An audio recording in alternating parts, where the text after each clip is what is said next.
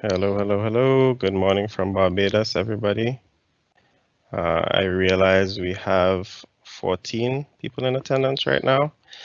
So thank you, those of you who've joined early.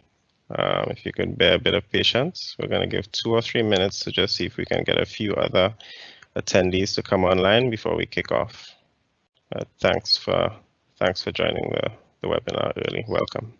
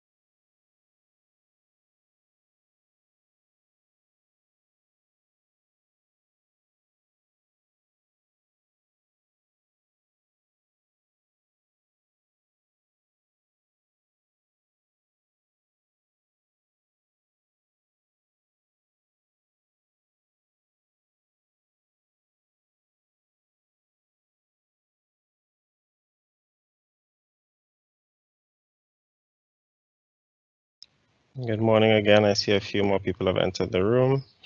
Just an update that we'll be starting in about 1 minute. We're just giving some time. We had quite had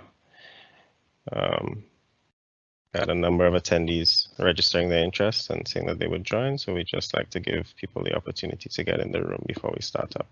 So we'll start in about 1 more minute. Thanks.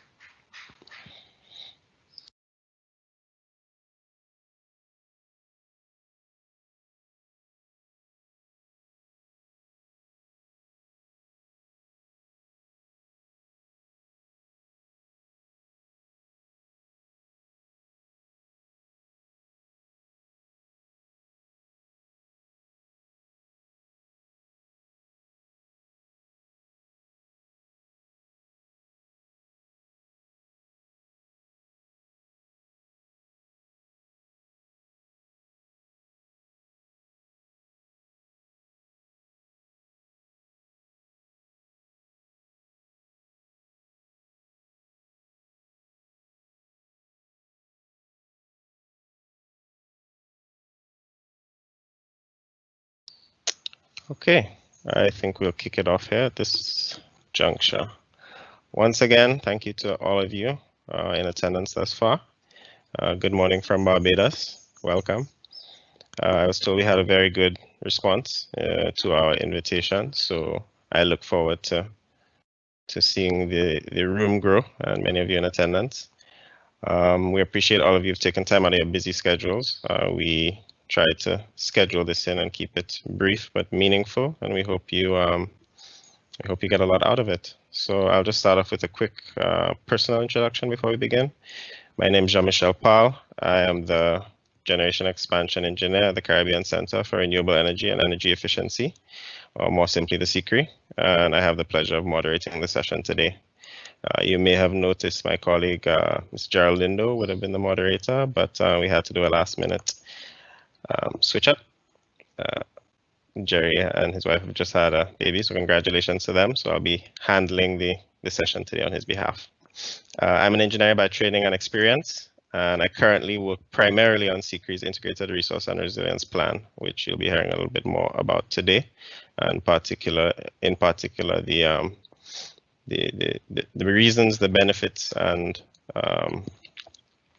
the impetus why we think this is a critical and important undertaking for all the countries in the region.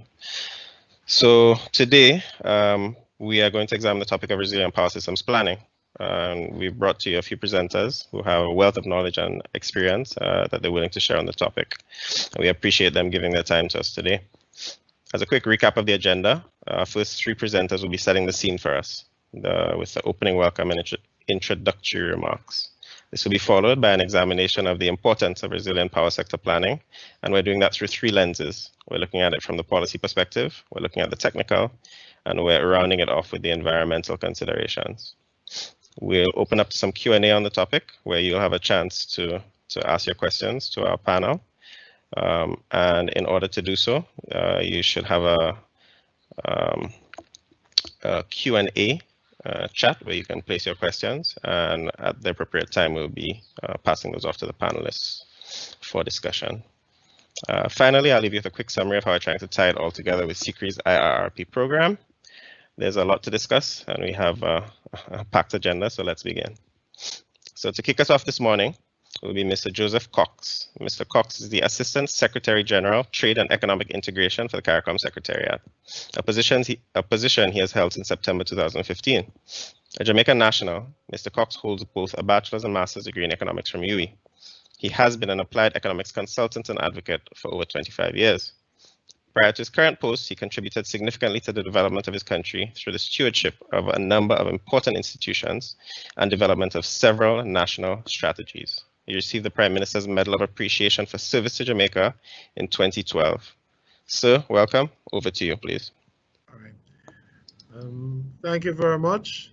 And indeed, let me start. Since I'm the first speaker, let me start with the formal introductions. His Excellency Dr. Vince Henderson, Chairman of the Executive Board of CCREEE, Dr. Gary Jackson, Executive Director of CCREEE, Permanent Secretaries and Senior Officials from Member States, distinguished ladies and gentlemen, all good morning. It gives me great pleasure to deliver these remarks at this webinar on the Integrated Resource and Resilience Planning, commonly referred to as IRRP for CARICOM Member States. Energy systems are indispensable to the performance of the essential functions of our society. Within CARICOM, energy goes hand in hand with the production of goods and the provision of services. Economic growth and social development are typically accompanied by large increases in energy use, and better access to modern energy, especially electricity, has enabled the businesses and improved the quality of life of many citizens within the community. This has also meant a greater dependence on fossil fuels, and however, within a region that relies primarily on seaborne petroleum imports to meet nearly 90% of its energy demand. But its overdependence on imported oil makes the region vulnerable to price shocks within the increasingly volatile global energy markets. Further, inefficiencies and weaknesses within the energy system designs, including the electricity grids and the fuel storage and distribution networks, create additional pressures that are highly susceptible to the impacts of natural disasters such as hurricanes, storms, floods, etc., and B, causes energy prices to be relatively high. Indeed, the region pays 3 to 4 times more than the United States and other developed economies for electricity and fuels. Simultaneously, there has been an increasing concern that historical and current patterns of energy production and consumption are unsustainable and threaten the environment through local pollution and global climate change. Emissions from the combustion of fossil fuels are in fact major contributors to climate change and the unpredictable effects thereof, as well as to urban air pollution and acidification of land and water. In particular, climate change is an energy-related issue, and the dark side of fossil fuel, as an estimated 80% of greenhouse gases are generated by the energy supply, transformation, delivery, and use, primarily from fossil fuels. Pursuant to the foregoing, the global marketplace is demanding cleaner energy, all precipitated by better and cheaper technologies and an international agenda that promotes climate management and sustainable development. Though collectively, CARICOM contributes less than 0.2% of global GHG emissions, the countries have accepted the challenge to decouple fossil fuels from their energy economies. Given these imperatives, the elements and structures for the IRR principles and methodology have been established.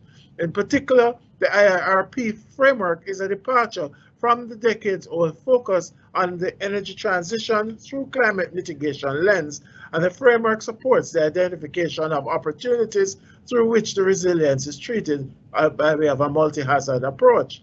Energy ministers have since September 30 this year asked CARICOM member states to develop IRRPs by 2023 as a means of obtaining details on the requirements for their energy systems to shift away from the traditional legacy designs to modern, smart, and resilient designs that are capable of more effectively supporting their sustainable development needs.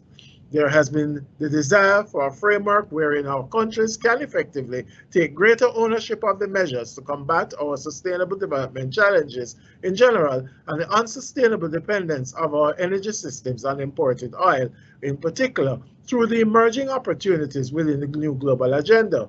It was this reason in part and in response to the less than optimal shift in the energy system designs within our countries that CARICOM heads of government had established the CCREEE. Now, the CCREEE began its technical operation in 2018, October 2018, and through initiatives such as this, can help the region to act more aggressively in securing its own energy future, thereby contributing substantially to the vision of transforming lives within the community. The governments of the community have the mammoth task of overcoming a suite of energy challenges that face our region. Our islands face a vicious cycle of severe climate impacts, high indebtedness, and mostly high fossil fuel import bills. The establishment of the CCREEE in general and the IRRP program in particular is a positive step towards this type of collaborative relationship and leveraging of strengths among regional energy stakeholders that is necessary for member states to collectively and strategically address the issues at hand, and in so doing, achieve their individual and shared objectives. The potential solutions for the countries are complex and require the integration of qualities such as flexibility, redundancy, robustness, resourcefulness, inclusiveness, and integration into all aspects of the functioning of the energy architecture. But the resulting resource plan and strategy would add value by increasing the system's ability to withstand and, when necessary, recover from uncertain but significant disruptions while keeping resource costs at a minimum. Through the pursuance of IRRPs, the resilience of the electricity sector to climate change and other external impacts is intended to be simultaneously enhanced while our countries transition to low-carbon power systems. In that regard, I'm exceedingly proud of the leadership role of the CARICOM Secretariat in the design of the IRRP principles, methodology, and program. In that regard, I wish to acknowledge the assistance of the German Federal Ministry of Economic Cooperation and Development, BMZ, through the GIZ implemented climate resilient energy supplies for the Caribbean, the CLIRES project. And with that, ladies and gentlemen, I thank you for your attention.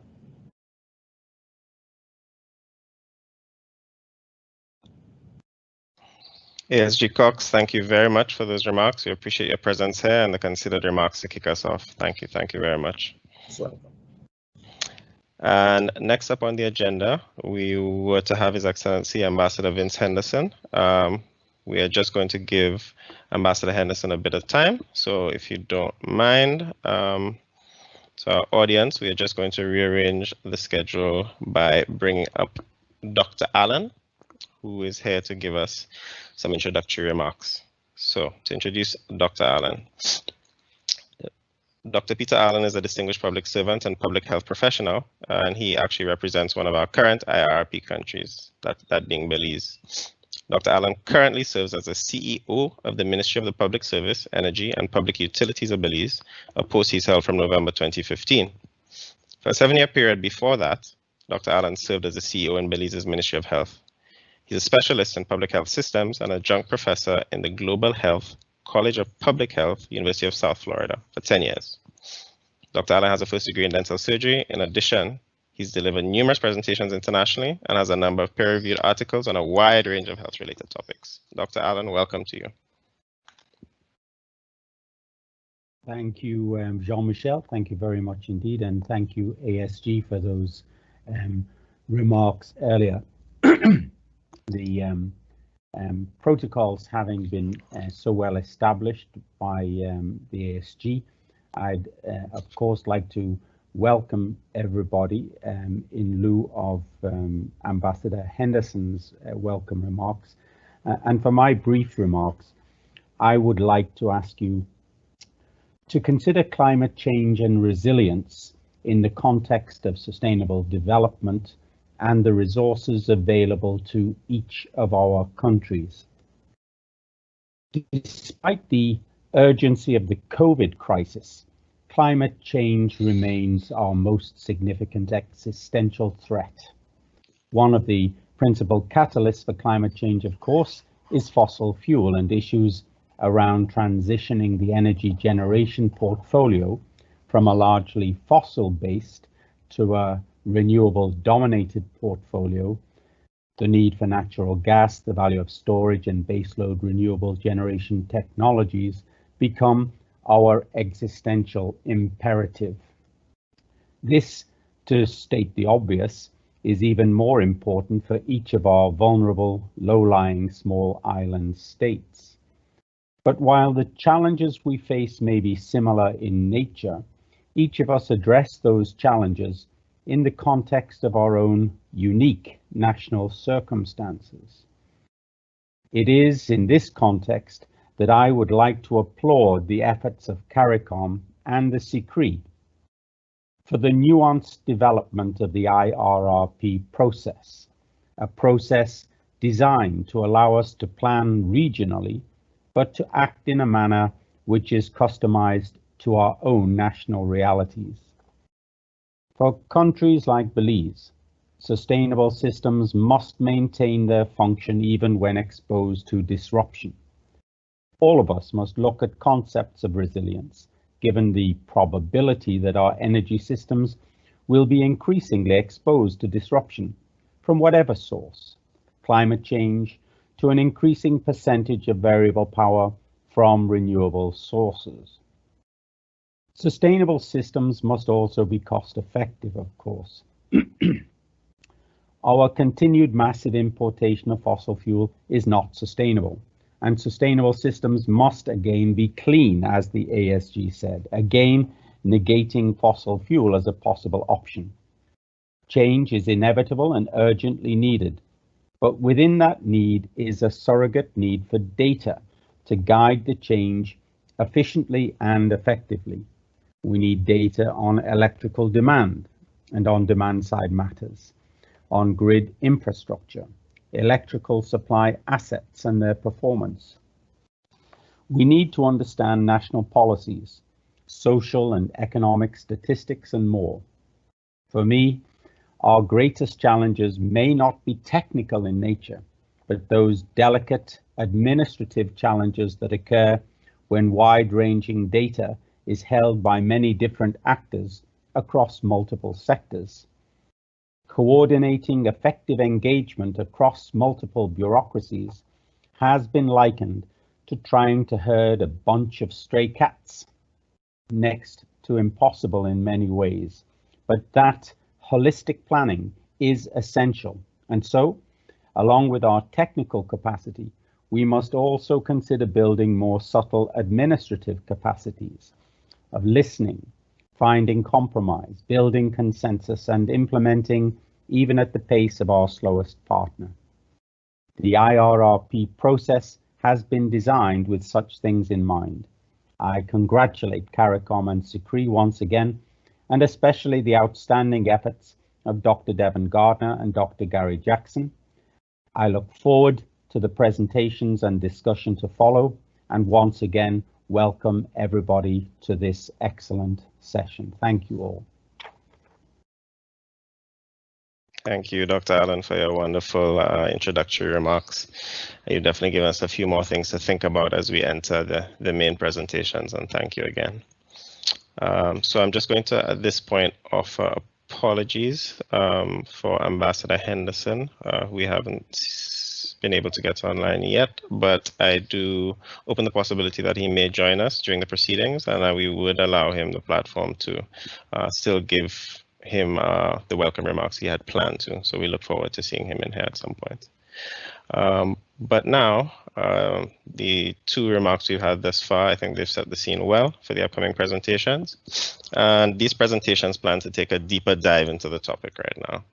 And as mentioned in the beginning of the session, the plan is to examine the topic through three lenses, that being policy, technical lens, and then to look at the environmental considerations. To begin, we're going to examine how resilient power planning interacts with and what implications it has for policy. Leading us will be a man known to many here today, Dr. Devon Gardner. And to introduce Dr. Gardner has been the Program Manager for Energy and the head of the Energy Unit at the CARICOM Secretariat since September 2014. In this role, he's had oversight of the energy program, which is tasked with the identification of common policies and strategies for transforming the energy sector within CARICOM to one that is, where possible, indigenous, sustainable, reliable, and cost-effective. Previously, Dr. Gardner was a technical advisor within the 5 Cs and held multiple positions in academia in and out of the Caribbean. He has a PhD in chemical physics from UWI-Mona and has published many peer-reviewed articles and numerous studies. Dr. Gardner, welcome to today's proceedings. Thanks for being here. Thank you, John, Michelle. Let me share my screen. Yes, please. With the colleagues, so that I will be able to get into the details of the presentation. You are seeing my screen now? I'm seeing it, and I'm about to show the rest of our audience. There you go. And let me get it on PowerPoint presentation mode. Great. Hold on, I think I advanced one slide too much. Great, excellent. Good morning, ladies and gentlemen. Pleasure to be here. I have limited time, so do pardon me if I do not go through the pleasantries, but I, of course, will put you in the capable hands of the introductions and the protocols established by ASG Cox and, of course, Dr. Allen, who followed. Pretty much, I will be starting the thinking by talking about the CARICOM energy policy and some of the key guiding principles of the CARICOM energy policy, which has exposed a lot of the thinking around how it is that the IRRP is intended to work and mesh with national policies in and of themselves, and how the IRRP will feed into those national policies which are intended to feed into the CARICOM energy policy. 3 of the guiding principles of the CARICOM energy policy, which was approved in 2013 by energy ministers, most of you would have known that. I see that most of the colleagues here are colleagues who are familiar with regional meetings and would have seen a lot of the details and when and how the policy emerged. So I won't get into those details. But 3 of the guiding principles of the policy are really the fact that there's a recognition that member states have different levels of energy resources and different sector development issues. That's one. And we recognize that there are opportunities for consistency and complementarity in collaboration and subsidiary. And what we mean by the recognition of different resources, the policy was crafted with the understanding that countries will only commit to actions that are relevant and feasible in their own jurisdictions. So that's the first case. So if we're talking about issues related to geothermal development, you would only pursue geothermal development in countries where that makes sense. The policy also recognizes that there are some issues that are common across all countries regardless.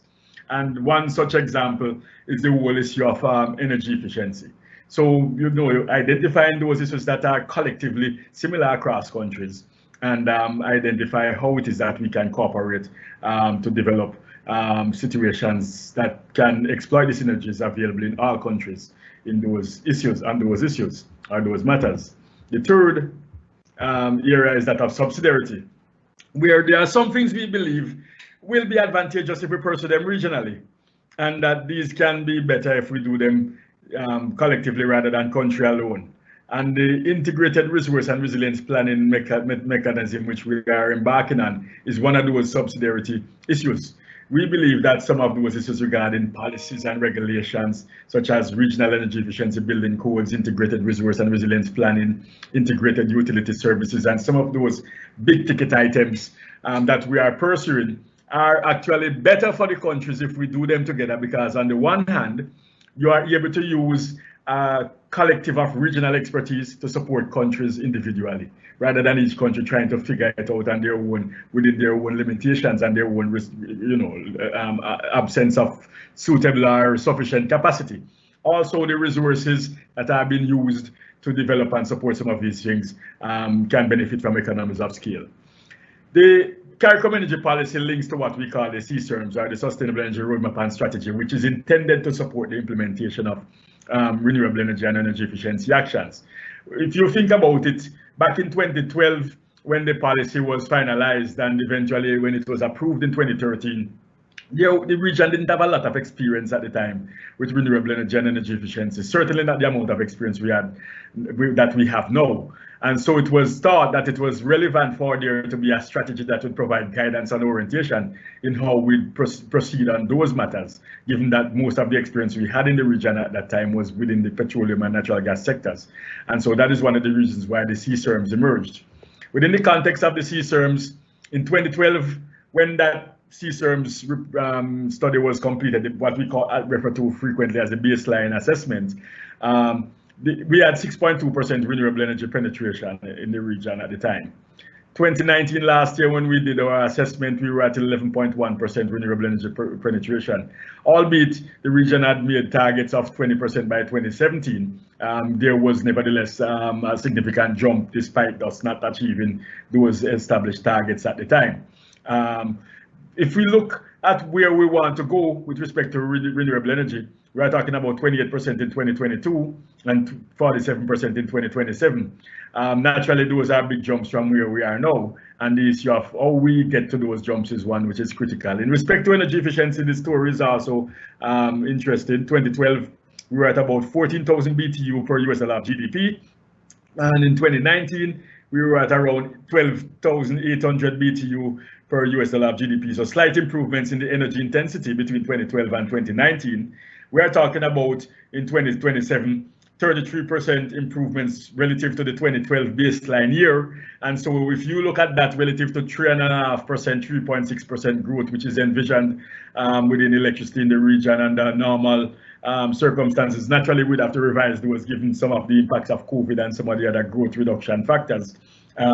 You're talking about 7,200 BTU per US dollar of GDP. In context, what that means is compared to a country like Japan, where the energy intensity is around 4,800 BTU per US dollar of GDP.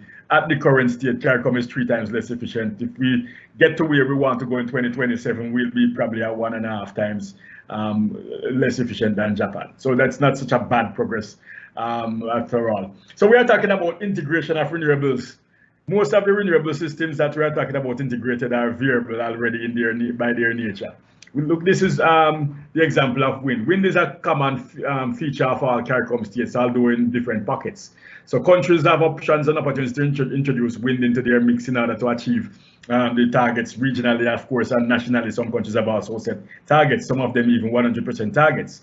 And if we are talking about introducing wind, we are looking at variability on a daily basis of the wind supply and managing that within our systems. We are talking about solar PV too, which is also extremely variable. And these are real data that came from real projects. The wind data came from the BMR site in Jamaica, in St. Elizabeth. And if we look at the option from PV, this is from Content Solar in Jamaica. You'll see that this also has these high ramp rates up and down, also just as variable on a daily basis. So you're talking about also seasonal variability in the context of hydro. There are some countries with hydro resources, Belize, Guyana, Suriname, Dominica to a lesser extent, and St. Vincent and Jamaica have been also introducing some hydro, and maybe Haiti. But you know, in the cases where hydro is an option, hydro is variable, not on a daily basis like the wind and solar, but certainly on a seasonal basis. This shows you how the hydro has varied in Belize in 2018, and this is typically the feature, sometimes more or less depending on droughts. Then you are talking on top of those daily variabilities, vulnerabilities. This shows the vulnerability of solar PV to hurricanes. This is in St. Thomas after Hurricane Maria in 2017. This is what happened to this PV farm there. So you're talking about introducing systems that are more variable, more vulnerable. Now we're talking about vulnerability along the grid. You see here in Bahamas in 2016, after Dorian, what these light poles and with transformers and lines down in the road and all of that kind of thing. We're talking about vulnerability too on the demand side, because when houses are flooded and people move out, there is no consumption going inside, very little consumption going on here. And the COVID would have shown us too some of those variabilities and shocks on the demand side in terms of the variabilities which could occur. as a result of some of those understandings, energy ministers in 2018 asked that we develop appropriate mechanisms to systematically address the weaknesses in the system designs, recognizing that we were talking about introducing greater amounts of variable energy systems into the mix. And we were also talking about, introducing systems that were also more vulnerable in some instances to disasters. And energy ministers asked us to look at options for increasing improving the weaknesses in the system design. And we spoke at the time about, and we coined the term integrated resource and resilience planning, recognizing that IRRPs existed, and we just simply needed to build the resilience features therein. And we set up a task force that worked to develop the protocols and the methodology for the IRRP, and the IRRP now is being mainstreamed within the countries. And you will hear more about the IRRPs, I'm sure, from the CCREEE team later. Just recently, at the end of September, 3 weeks ago, the ministers met and asked that member states should view IRRPs as the means of planning their energy systems on the one hand, and that they should implement IRRPs by 2023 as a means to provide that transition in modality. The belief is that the IRRPs can guide the investments that are required for the energy systems to be built out in a way that is going to provide the kind of performance that the countries require. So the framework that has been pursued is one where within the system resilience, the system enhancement is being contemplated by the IRRP is viewed in this green section of the box. We are looking at a situation where the IRRP will improve the flexibility and adaptability of operations, so that system operators will have systems that are more capable to respond to the kind of variabilities that we see in the system. And we are talking about strengthening the system on the longer term, so that system operators will have systems that are much more hardened to the potential impacts that could come from hurricanes and such likes. And while we are doing all of that, we are pursuing another arm of that resilience feature through rapid response and recovery, which I won't go into today. So this is just laying out, the different steps of the IRRP, some of the data requirements that goes into it. And Dr. Allen spoke about data. It's probably the most critical part of the IRRP, because without the data, regardless of how much expertise you have, there's very little that you can get out of the process. And that's probably the heart and beat of the IRRP. But I won't go into those things today. But the data is important. Setting the metrics are very critical. Being able to, as countries, determine what are the key parameters that are important to us. Forecasting, being able to run the scenarios to figure out what are the possible options that will emerge from those forecasts. And of course, scenarios both on demand, supply, and supply sides, and to figure out what is the pathway that we would want to pursue, and to come up with how we're going to pay for it, and then to continually monitor and upgrade and improve. Those are the important pieces. And so in the context of all of this piece here around the metrics is always going to be critically linked to energy policy, because oftentimes it's the policy which is going to guide us in terms of how it is that we will determine the level of weighting and the level of importance to these different characteristics that we want our system to have. So we expect that the IRRP is not one where we're going to just simply get up in a room and say nilly-willy which of these are going to be most critical to us, but rather that we will be guided by the policy actions in respect to the weighting that we are giving to these different characteristics. And of course, when we get to the state of what those scenarios and least regret pathways look like, and even the investment plan, then we can always go back and revisit these metrics and then suggest that maybe these metrics need to be shifted and changed, and then that becomes a feedback loop into policy where the metrics themselves can now guide and reorientate policy actions. Really, this is just to show you the complexity of what goes into some of the scenario analysis and some of the models. If it is that this looks complex, it's because it is, because you're looking at a whole range of issues: energy security, sociopolitics, macro and economic demands and assumptions. Looking at these inputs from stakeholders and people being at the center, both from the experts base and both from the general stakeholder base, looking at what literature is telling us, looking at how the policy is telling us that we should act, looking at the historical statistics, and the current statistics, and figuring out how it is that we use local statistics and international statistics to guide us. And we put all of that into pretty much models that allow us to get scenarios, to interrogate scenarios. Ultimately, what we hope to get out of it are pathways that gives us flexibility. The bottom line is we are trying to build systems that are more flexible, so that we have greater ability to respond to shocks, whether those shocks supply are on the supply side, whether those shocks are on the transmission and distribution, or what we call the delivery side, or whether those shocks are on the demand side. Wherever in the system the shocks appear, we want to be able to respond to those shocks through different types of generation and dispatch mechanisms, through different types of services. So, that can improve the quality of the power that we are providing to users and customers. Looking at the networks that do not only allow us physically to stand up to those extreme weather events, but also allows us to have the flexibility to operate them more cost effectively when based on the usage pattern, and as those usage patterns vary and change according to different types of shocks, including disruption shocks, such as those that are due to epidemiologies, such as the COVID. So many different things, even decentralization and centralization arrangements, looking at what is the best mix and how it is that you integrate things like customer generation with centralized generation from utilities and IPPs are going to be important.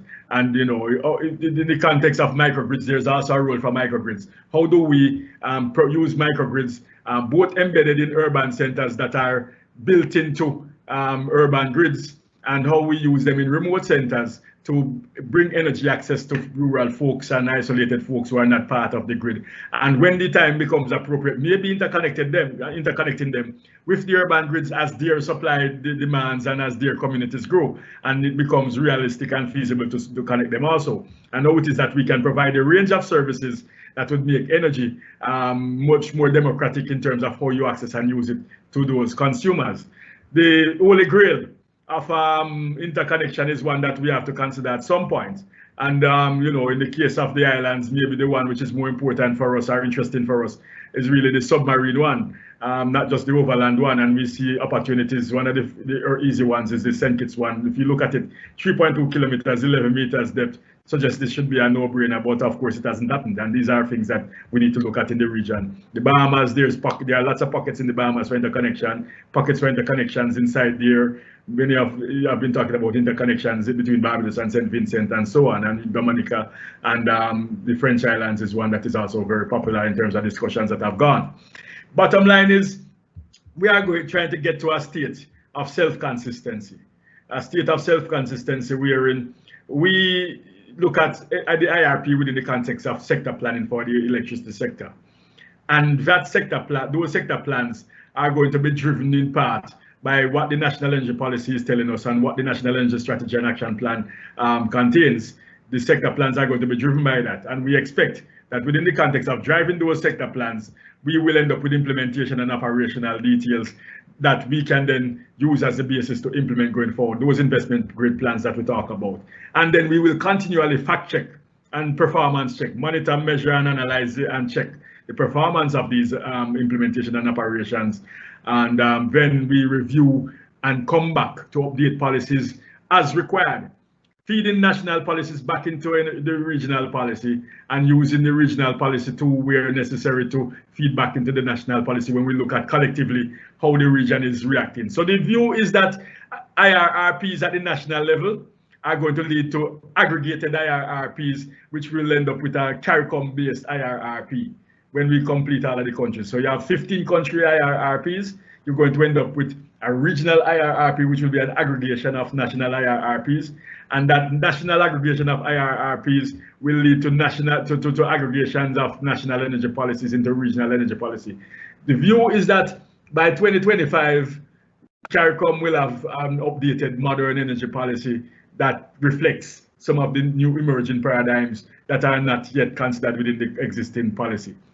The existing policy work had started in 2002 and eventually was finalized in 2012 and approved in 2013. Almost a decade later, we must now modernize and update the policy to reflect some of the new and emerging paradigms. Electric vehicles are not properly treated, battery storage is not properly treated, and other types of storage. Things like resilience and climate change are not suitably integrated into the policy, and we need to ensure that those things are more deeply reflected. And some of the emerging paradigms too on oil and gas are also necessary to be updated.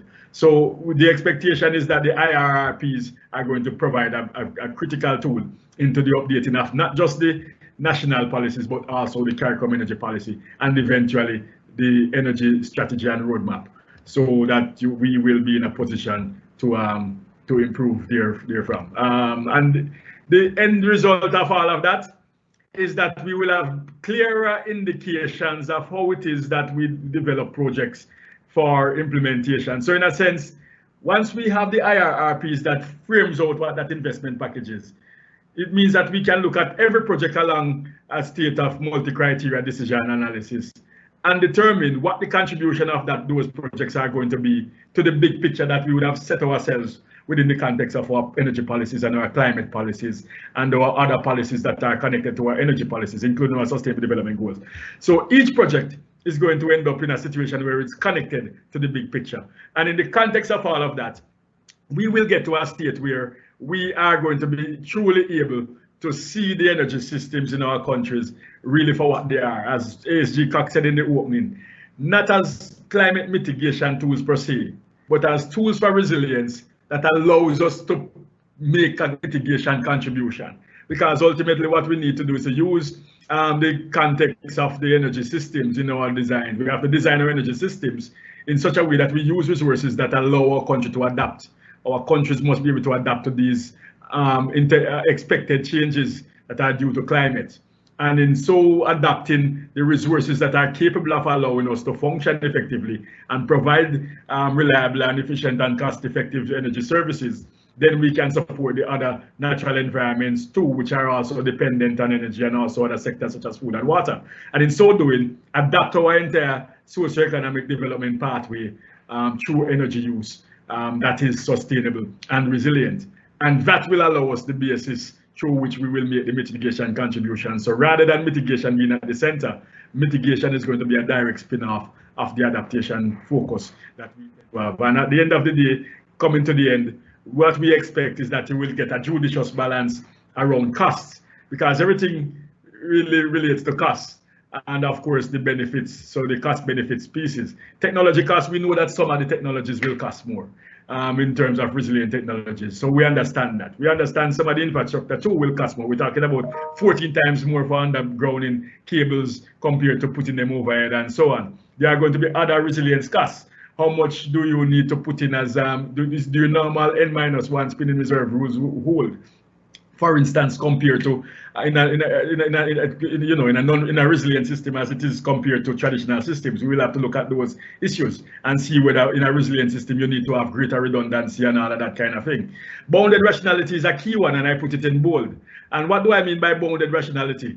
It's the juxtaposition of different views and confluences, where you have finance ministers, and energy ministers, and maybe other ministers of government who have different goals and different aims. And it's really trying to find the best mechanism through which the multiplicity of stakeholder goals and views are built into a situation where you come to compromise positions. So managing bounded rationality is a critical one. And that's a key part of the IRRP. And that's a key part of policies going forward. How it is that policies will be able to be cross-sectorial, multidimensional, and multi-stakeholder, and have multi-stakeholder input across the way.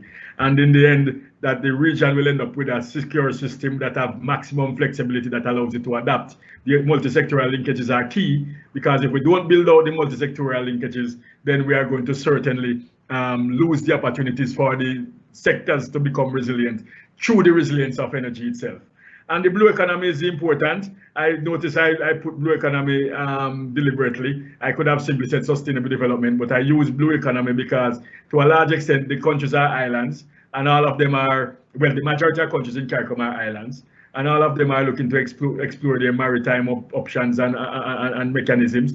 And we must find a way to ensure that a majority of the energy system supports both utilization of marine resources as well as maritime protection, including the marine pollution options and opportunities. And that's something that could be looked at in respect to how it is that you can get maximum coastal protection through energy systems that improve the removal of effluents that are affecting the coastal regions, so that you could, for instance, divert waste such as liquid effluents into waste to energy biodigestion and avoid them going into the marine environment and creating problems.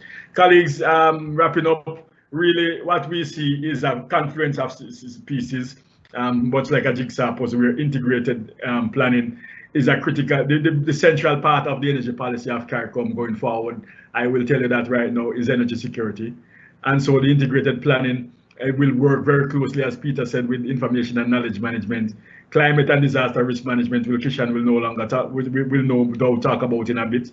And of course, innovation and technology transfer, a lot of which the guys from Guyana will speak about. And the issue of financing, how is it that we ensure that we are able to achieve energy security through all of these things is what is critical to us. And so, in a sense, the treatment is one within the context of the energy policy, and also within national energy policies, energy security being a collective responsibility among all member states. So in a sense, every single member state recognizes that the security of each one is relevant to the other, and it becomes a part of the sustainable development thread of the entire community.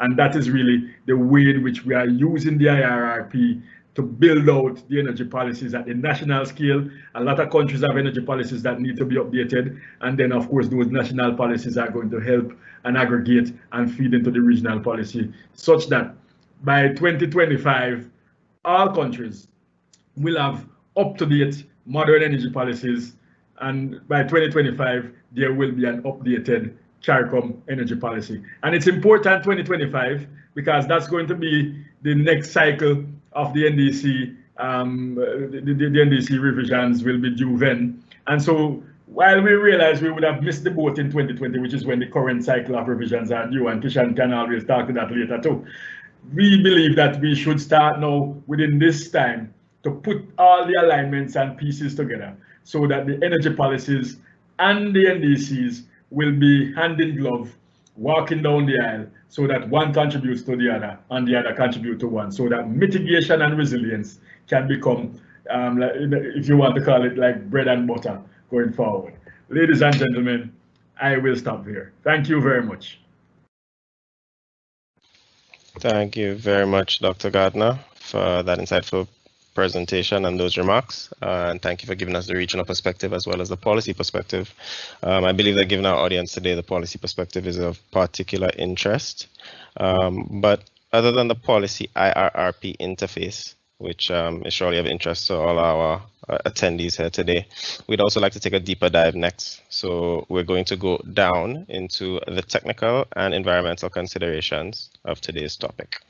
And to walk us through the technical, we have two very capable gentlemen here from GPL, Guyana Power and Light, in the persons of Mr. Danraj Bachai and Mr. Errol Cruz. Mr. Errol Cruz is the demand forecast economist, and Mr. Danraj Bachai, the senior system planning and design engineer. Mr. LaCruz comes to us with a background of a Masters of Public Administration in Global Energy from Columbia University, as well as 20 years experience in finance and economic policy and energy economics. Mr. Bachai's background includes a Masters of Engineering Studies in Renewable Energy Engineering from Massey University in New Zealand, and he has 10 years experience in power system assessment and planning. We welcome the two gentlemen to the screen. Thank you for being here today. Hi, good morning, everyone. Distinguished guests, colleagues, morning. Please allow me to share my screen.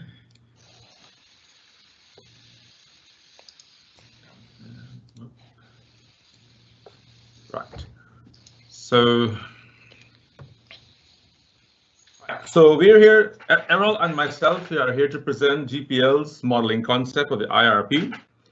And this is the GPL model that was developed after many back and forths of internal consultation.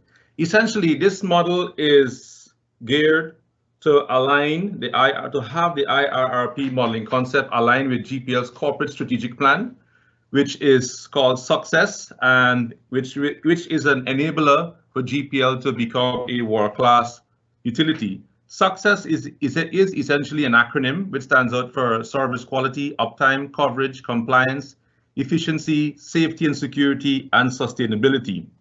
Essentially, this model here is seeking to address the following objectives: reduce the delivered cost of electricity to customers, increase the affordability and access to electricity, improve the welfare of citizens, ensure a reliable source of electricity for all, minimize our negative impacts on the environment, minimizing costs while still meeting our needs, enabling a sustainable future, increase grid reliability and resilience, increase the use of renewable energy resources and other indigenous energy resources, and increase energy efficiency initiatives.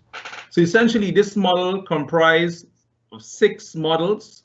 I'm starting with the demand forecasting model, then the others integrated optimization models.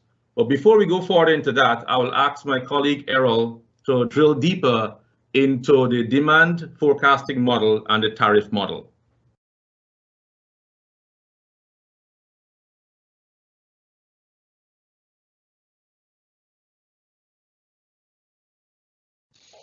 Hi, Errol. Just to confirm we can't hear you. Maybe muted. I'm sorry about that. Good morning again, everyone. Thank you, Danraj, and thank you for the opportunity to be able to present on what Guyana is doing, in particular what GPL is doing with respect to the development of its IRRP. Now, as was mentioned by Dr. Gardner, the process, this model of having an IRRP is, it requires strong collaboration and coordination across different agencies and stakeholders. The demand forecasting does not take place in a vacuum. It requires inputs, and not just data inputs, but inputs in terms of understanding the impact and the direction of policies affecting energy demand and the general pathways that are being charted within the country on how the energy system would evolve.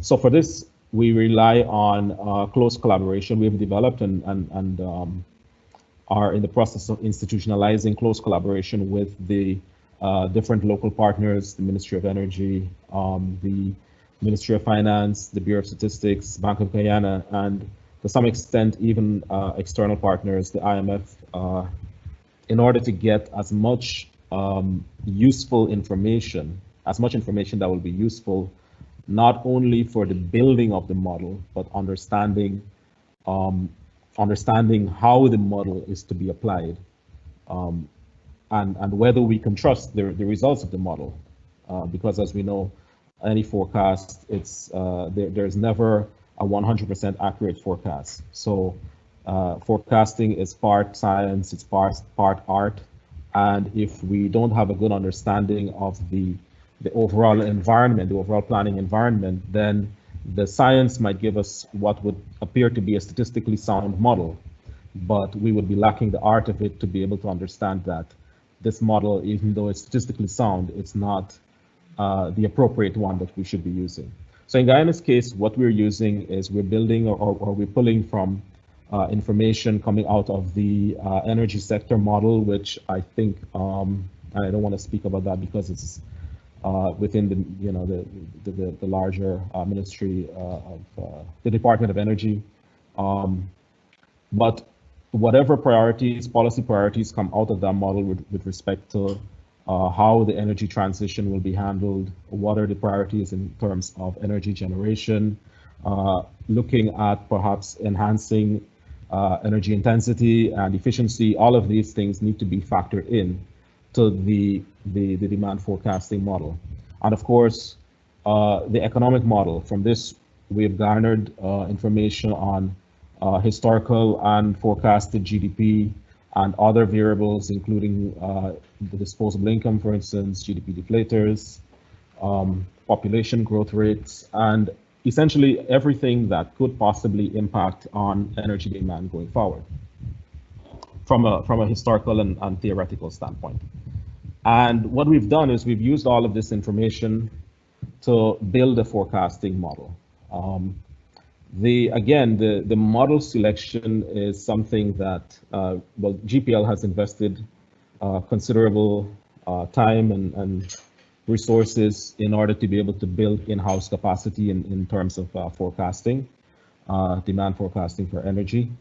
The model selection, at this point, we're using an REMAX model, the seasonal REMAX model, which essentially it's because of the seasonal demand, the seasonal characteristics of energy demand, the model has that seasonal component, and it's using an autoregressive integrated moving average with explanatory variables. The explanatory variables in this case being, for Guyana's case, the most significant explanatory variable we found is the historical real GDP. So real GDP according to its sectoral breakdown structure.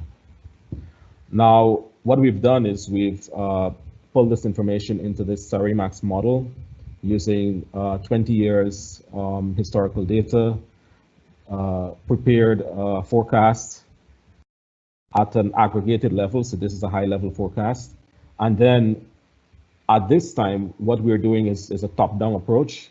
So we then disaggregate this aggregated forecast according to the geography, the geographic breakdown, the different area systems, the type of consumers, and factoring or taking account of the load profile and the assumptions regarding energy efficiency and energy intensity going forward. Now, this forecast is then used to generate our this energy demand forecast, which is in megawatt hours, used to generate the megawatt, the peak power forecast, which will then feed into the optimization, the simulation and optimization models that Dan Raj will be speaking about.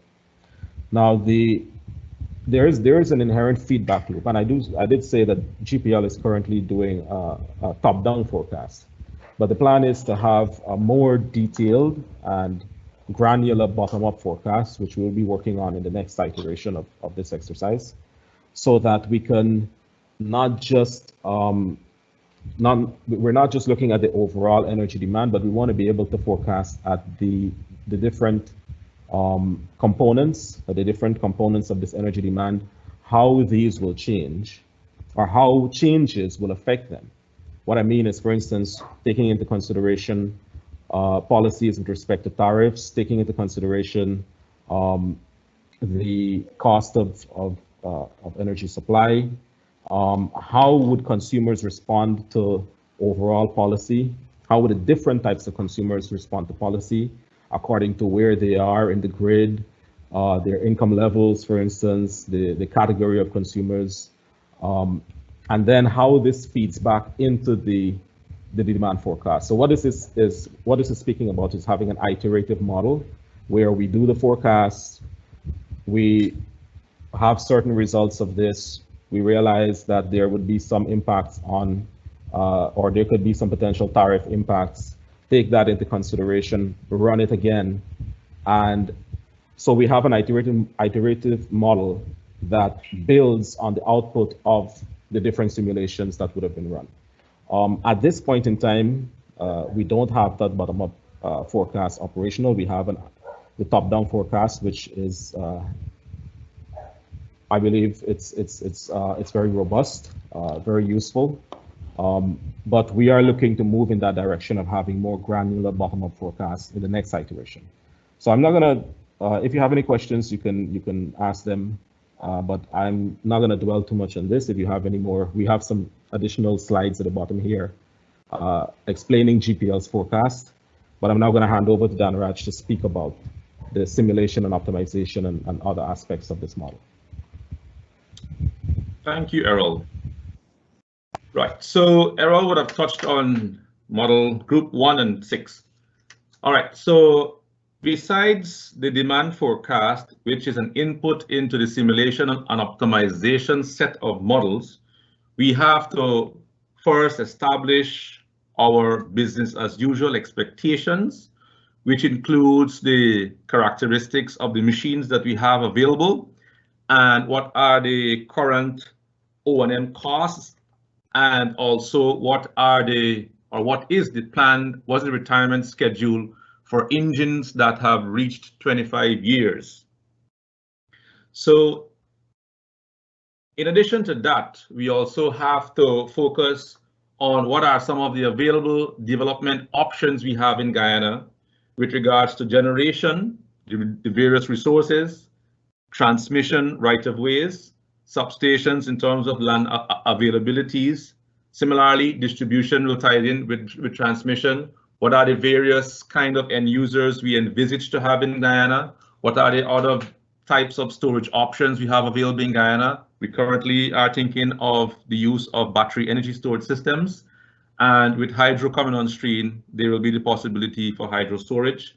And as Dr. Gardner touched on earlier, the Holy Grail, the interconnection of Guyana with the Arco Norte projects. So these are all the various different modeling options that will be available and put into the simulation and optimization set of models.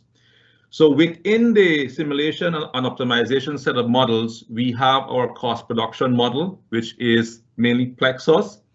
And together with that, we have other power system models, which includes ETAP and PSS Syncal and PSSE.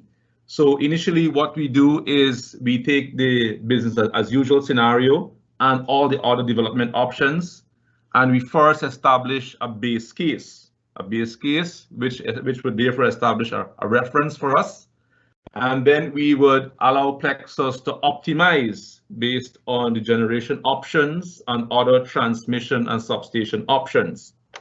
The output from Plexus is then fed into the power system simulation tool, ETAP or PSS Syncal or PSSE, which will then do further optimization for voltage stability from the steady state and dynamic side, as well as frequency stability. So in essence, before we conclude on the least cost expansion plan, we make sure that the plan is technically sound or viable. After that exercise is completed, we then regenerate our Plexus outputs, which will then be fed into the financial model. Some of the inputs into the financial model are the various O&M costs for the engines, for the generators and transmission and distribution. And the financial model will essentially also take into consideration GPL's indirect costs. And these costs are costs that are not tied directly with the power system infrastructure.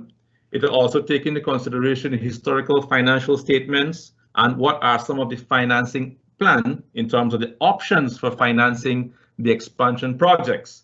The financing options could be Government of Guyana, it could be out of GPL, or it could be one of the various available multilaterals. So the output from the financial model, or the expected outputs, are the performance projection in terms of how GPL is expected to perform with regards to sales in years to come, and also what are the avoided costs, more specifically the fixed and variable avoided costs, right? And where they're located geographically such that the grid can be, or more specifically the generation section of the grid can be more open up for competition so that we can be able to achieve, which is one of our main target, driving the cost of electricity downwards. And what we've done essentially, as Errol touched on briefly, and further questions can actually result in us going deeper, is that there'll be a feedback between the financial model and the demand forecast model via tariff model. So here is where we will test for demand response elasticity and check to see what are the impacts of tariff on demand and vice versa. So I will pause there for now and continue simply with Plexus by saying that Plexus is one of the many tools available out there for cost production modeling, and we've selected Plexus because Plexus is one of the most integrated and flexible tool. As we can see here, Plexus considers for optimization, dispatch, price forecasting, energy reserves and optimization, renewable integration, portfolio optimization, risk management, investment planning, reliability analysis. With regards to risk management, our approach will involve the use of a risk assessment and management matrix. So after we would have arrived at our plan, we will then test the vulnerability of our expansion plan in our risk assessment and management matrix, and altogether formulate the IRRP with a least cost and a least regret expansion plan. So ladies and gentlemen, thank you. I'll pause here for now for any further question.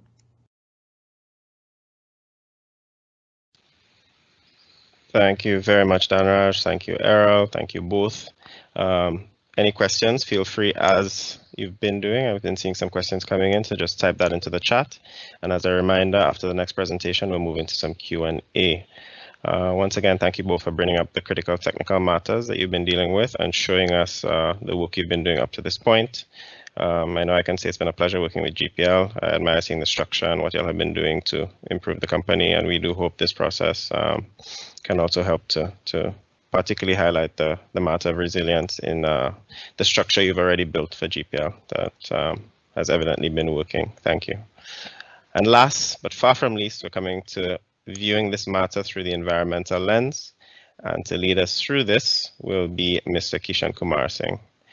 Mr. Kumar Singh, a native Trinbagonian, is the head of multilateral environmental agreements in the Ministry of Planning and Development in Trinidad and Tobago. In that role, he has overall responsibility for climate policy planning and coordination of its implementation. He is and has been the country's lead negotiator for climate change under the UN FCCC and Paris Agreement for the past 22 years.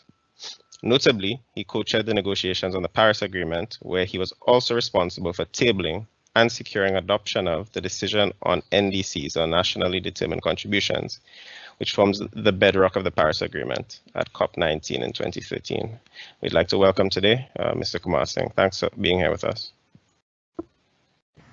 Thank you very much, and good morning, colleagues. Let me first thank CCREEE and this project for inviting me to give this presentation. Let me, of course, share the screen. I have been on and off, so I probably will not share the video to risk being cut off. So, but just that you know who is speaking, I'll just tell it on very briefly. For those of you who know me may not recognize me, as I said, good morning. Particularly Devon might be shocked, but good morning, colleagues, and I will run you through the presentation in the next 5 to 10 minutes. So let me begin by sharing.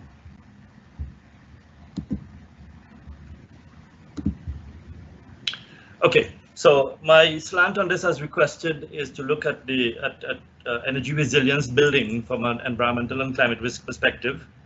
And basically, I wanted to start off with a dictionary meaning of what resilience is. And as you can see there, it basically says the capacity to recover quickly from difficulties or toughness or challenges, and the ability of a substance or object to spring back into shape. I would probably extend that into the realm of human systems. And by extension, electricity systems, so that such systems can actually recover from any damage, from any threats, but more importantly, from a preemptive perspective, how to anticipate such impacts and effects, and really build resilience so that restoration to normality is at a minimum time, a recovery time, or even in some cases could be prevented. So the threats that may be posed, and I'm speaking broadly about all systems here, but particularly in physical infrastructure, because we're talking about electricity systems, I think in particular. The threats are two kinds broadly, and I would put them in terms of environmental threats and the hazards of the national environment, being sort of categorized and those broadly termed as geophysical, which includes earthquakes, volcanoes, landslides, and tsunamis. And let me apologize if you're hearing background noise. My office overlooks Bison Road, which is a very, very busy road in Port of Spain. So you get sirens passing every so often. So forgive that. Yes, so hydrological issues such as floods, climatological issues and risks such as extreme temperatures, droughts, wildfires. There's droughts repeated there. Meteorological, looking at extreme weather events and things associated with those events such as storm surge and inundation, and of course biological issues such as diseases, epidemics, and of course pandemics that we are now experiencing globally.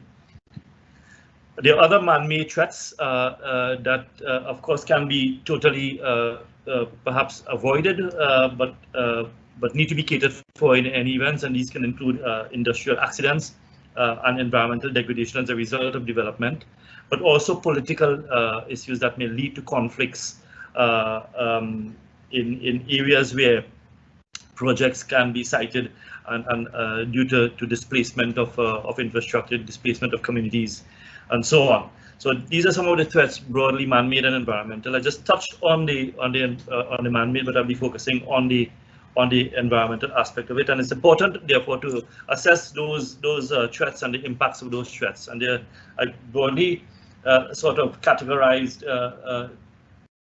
an approach that rallies two sides of the same coin, or looking in two ways through the same lens. And it's the impact on the environment of the project, which is the traditional kind of impact assessment that we have done in terms of environmental impact assessment. And this can include impacts of the construction and operation of the entity on the environment, and impacts on water quality, including surface water and groundwater, air quality, and by extension human health impacts, biodiversity issues, fragmentation of habitats and congruity of those habitats, hydrological, for example, changing water regimes or water courses, and in the case of hydrological based renewable energy, changing the normal hydrological regimes. And the issues there, for example, that need to be considered would include issues related to the project footprint, the scale of the project, and you might have issues there that could also invite some of the man-made issues such as land issues, settlement displacement, and some of the attendant threats that might come with that, particularly related to the socioeconomic impact that will come with those kind of issues being considered.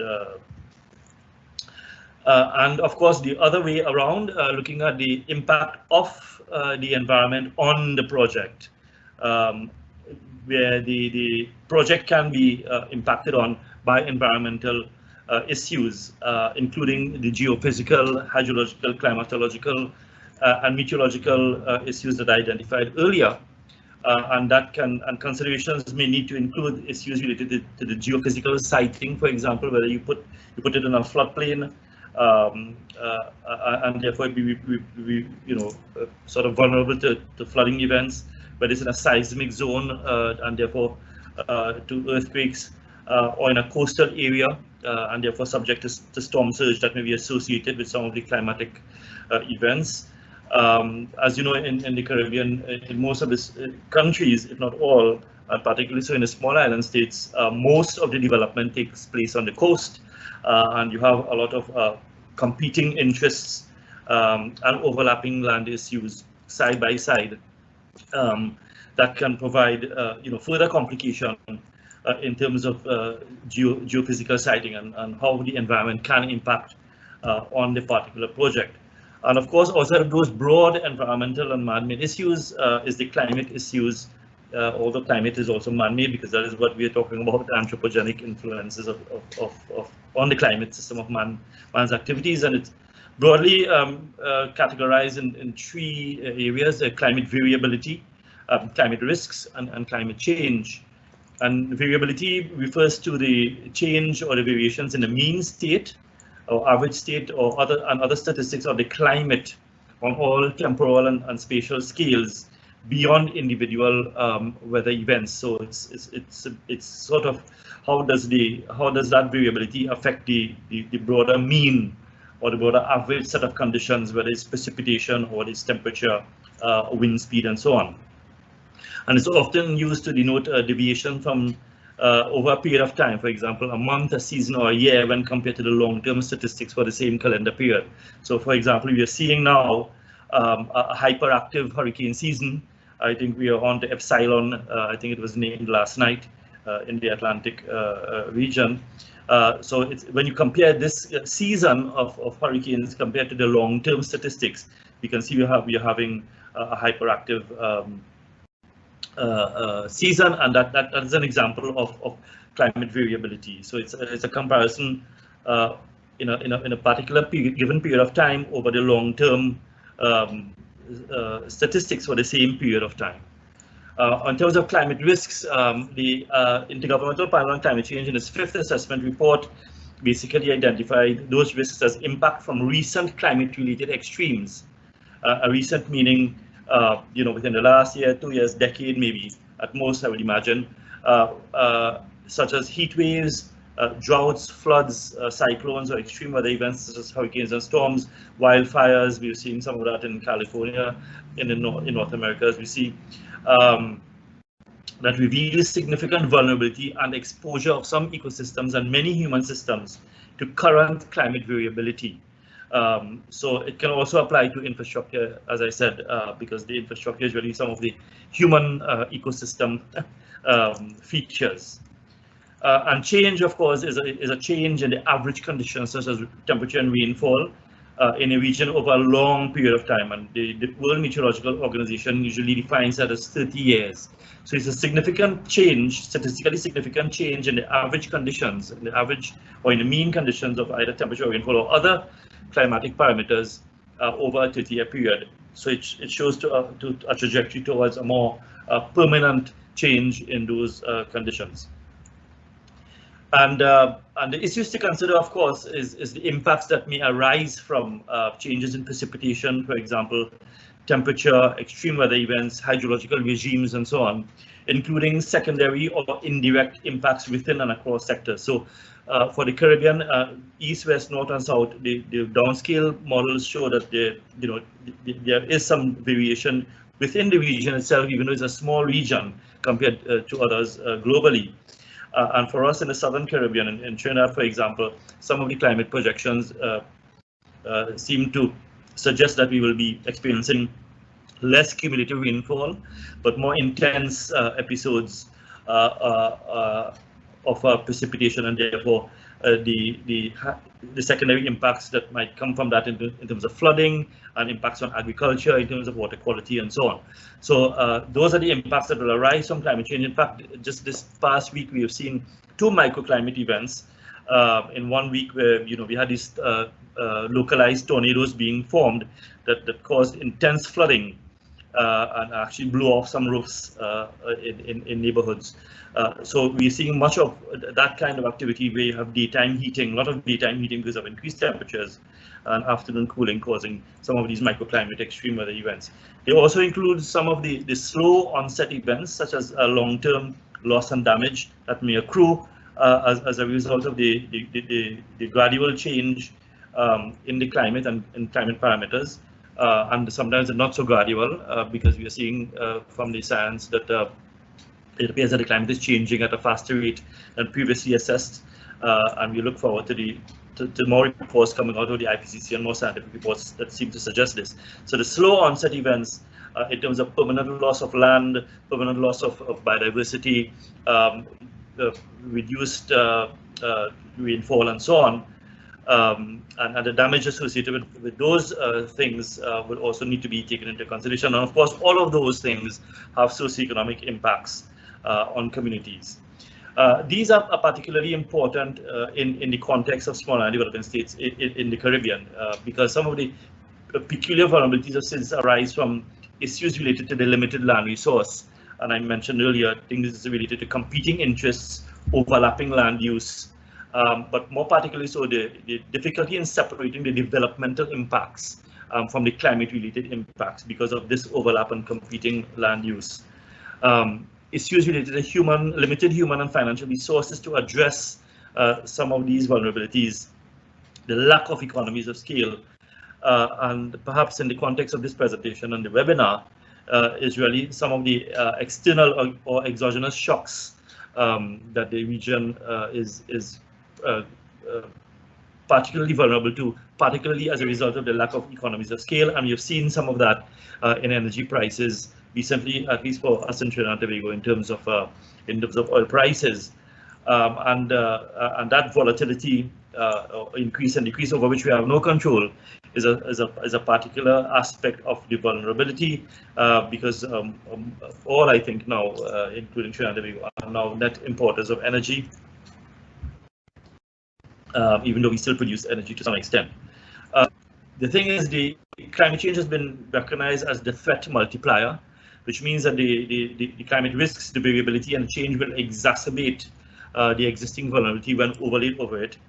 And therefore, what may arise or likely to arise is the competition for the limited resources to address climate impacts, which may result in changes in priority allocation and therefore diversion of funds, which could lead to socioeconomic inequities and further down the road, issues related to social or civil unease or unrest, and climate change as a national security issue is well recognized as well, in terms of food security, issues related to food production, issues related to transboundary impacts of climate change, because most countries also import a significant amount of their food. And if exporting countries have climate change impacts that impact on the agricultural sector, we can see limited food being available for import, and of course food security issues related to human well-being, and therefore some of these things are broadly now being categorized as national security issues related to climate change, and therefore being termed as the threat multiplier. Among those issues of national security, of course, is energy security, and it is well known that energy drives economies and socioeconomic development and socioeconomic well-being, so that the relationship between energy, economic growth, socioeconomic well-being, and therefore stability is well known. And therefore, for sustained economic growth, sustained stability, and sustained socioeconomic well-being, there is the need for resilient energy systems in terms of managing the risks to those energy systems, including environmental and climate change, which I've been focusing on largely. We are now seeing a changing paradigm in the context of resilience building for energy systems and the IRRP. And a large part of this is being driven by international climate policy, in particular the Paris Agreement, which strives to make the second half of this century climate neutral, and therefore requires a long-term energy transition, which transitions away from fossil fuels towards more sustainable and cleaner energy sources such as solar, wind, geothermal, hydrological, and so on. And if you examine the commitments, the NDCs, nationally determined commitments of most of the Caribbean countries, if not all, they have committed to transitioning their power systems and electricity generation away from fossil fuels towards more renewable energy sources. So what this means then is that changing paradigm of the IRRP now provides an opportunity or opportunities to build strongly for the long haul. So it has to be by definition transformative and bold, because we know that business as usual is risky business. It cannot sustain.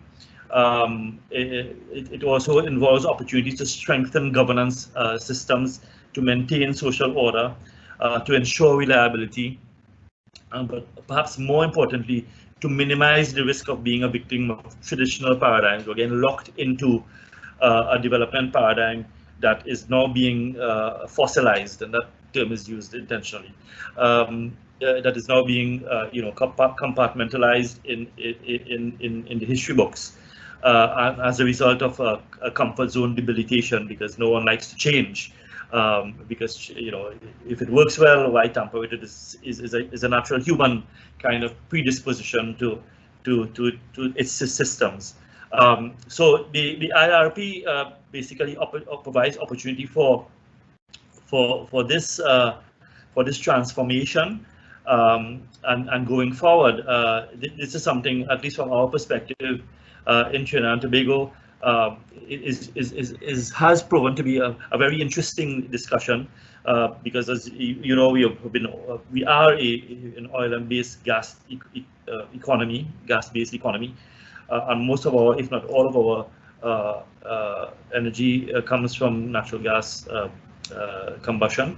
So transitioning away now requires a whole change in the governance system, from the fossil fuel-based power generation to renewable energy. And it has been an interesting conversation, but it is something that that all the stakeholders and the country as a whole, I think, have recognized as necessary and is needed. And the IRRP has given us that opportunity to really now redefine the development trajectory, but more than that, to also help implement and achieve some of the policy directives that we have set ourselves, including climate change policy objective of pursuing a low carbon development trajectory.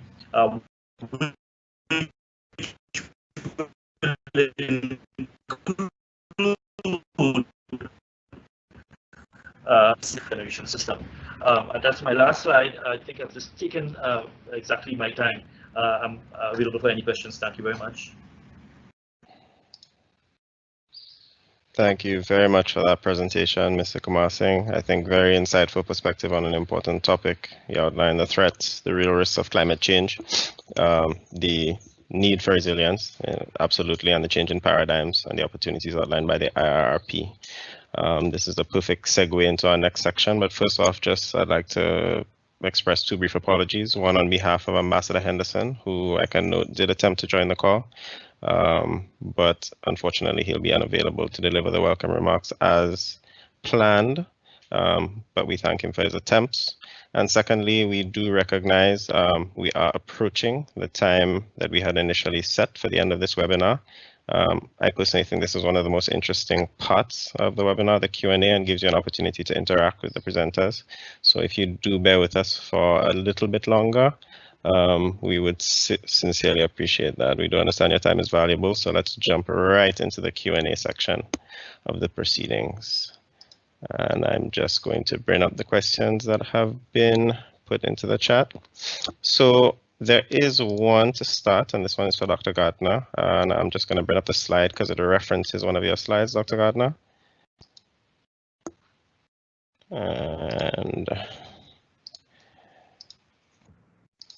all right. So in the slide, understanding the puzzle. The question is, what about social justice and a just transition? Would you have any comments or care to speak to that, Dr. Gardner? Yeah, thanks for that, Jean-Michel, and thanks to the colleague who raised that. Certainly, yes, I can speak to that. I didn't get, 10 minutes is not a lot of time to go into a lot of details.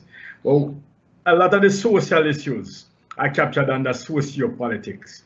So issues related to social justice, protection of the poor and vulnerable groups, all of those things would come under a socio-political framework, because the socio-political framework looks at everything that's of a social nature, and that of course requires political action for those social matters to be addressed. Thank you for that, Dr. Gardner. Just a quick one. There was a response in the chat for everybody on. The presentation will be shared, absolutely. So no worries there. The link to the video and the presentation will be shared with everybody on the call. At this time, I'd actually like to invite Dr. Jackson to step on. There is a question regarding funding. Is there funding available for countries who'd be interested in completing an IRRP? Dr. J, would you like to come on and speak to that, please? Thanks, Jean-Michel. I'm going to allow Devon to also come in with this one with me. All right. So right now we actually received funding to do 5 countries, which we are undertaking at this point in time. We are now sourcing funding to support other member states. We are having conversations with the Caribbean Development Bank. And as a borrowing member country from any of the member states, you can approach the CDB to provide support in this regard, and the CCREEE will execute these IRRPs on your behalf. So yes, that is something that is actively being done. But right now, the resources that we have was already allocated for 5 member states, which are undertaking at this point in time. Devon, I don't know if you have anything else you wanted to add in that regard. Thanks, Gary. Yeah, man. So yes, you're right. The funding which we have currently, just to point out, is under the Climate Resilient Energy Supplies, what we call CLIRES project, which is financed by the German BMZ, our Ministry of Economic Cooperation. So I just wanted to give a shout out to Germany for that, so that people are aware.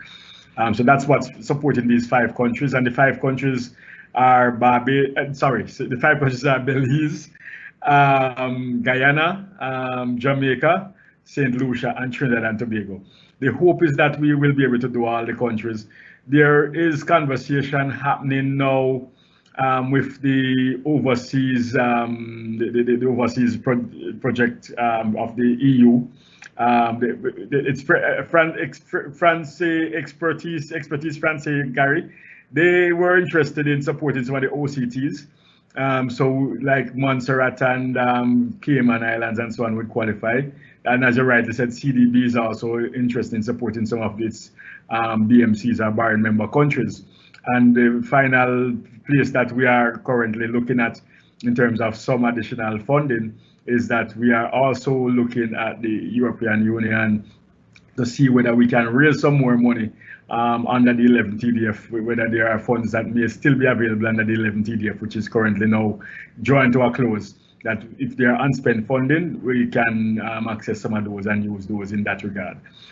We will work with countries to see how best to support the funding requirements to get this done. So don't let funding stop you from, speaking with Dr. Jackson at the CCREEE team to exercise your interest. Once there is an expression of interest, we will work directly with the countries to identify the resources to get it done. So we will find a way. Thanks a lot.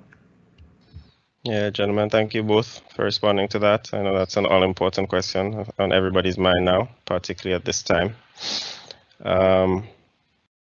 Moving on, this one is a comment. I'll just share it on behalf of, I believe it's Dr. Trotz.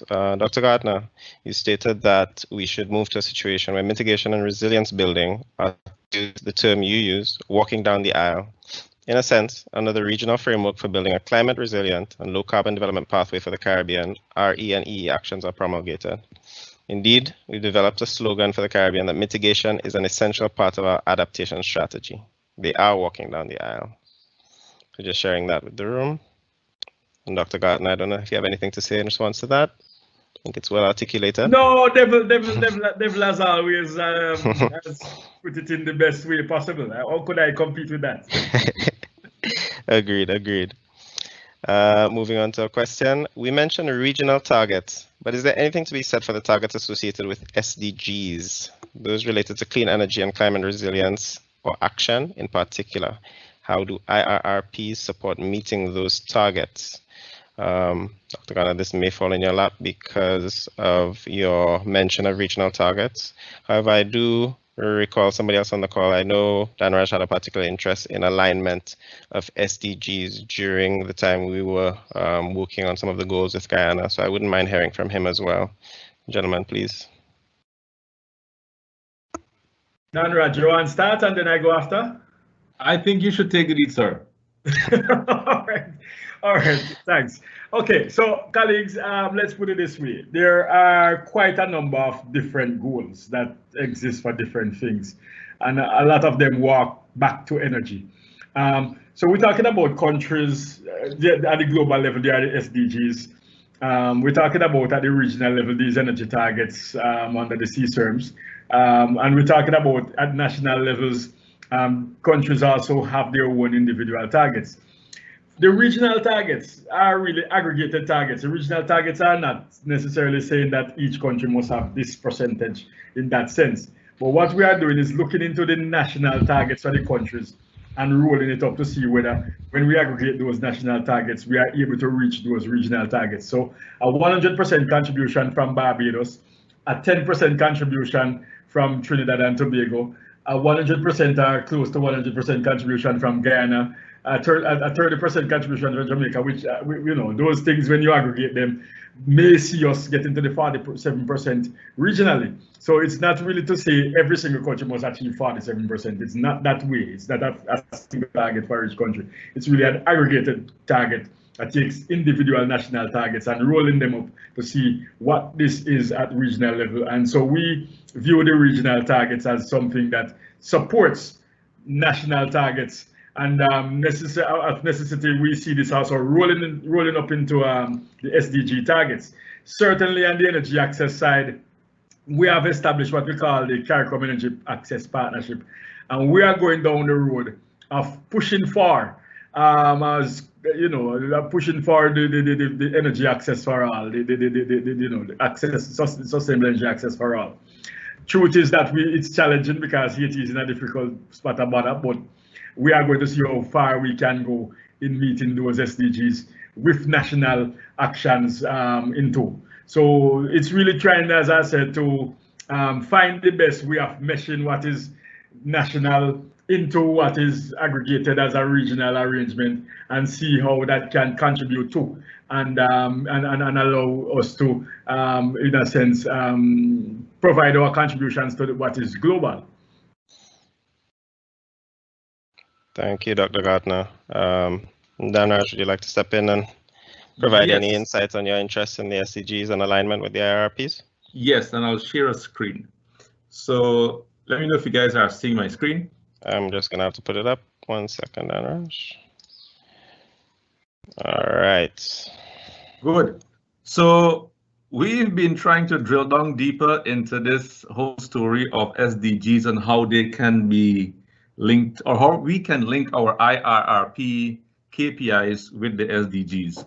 And what we've realized is that the SDGs are essentially targeting social benefits, economic stability, and environmental stability.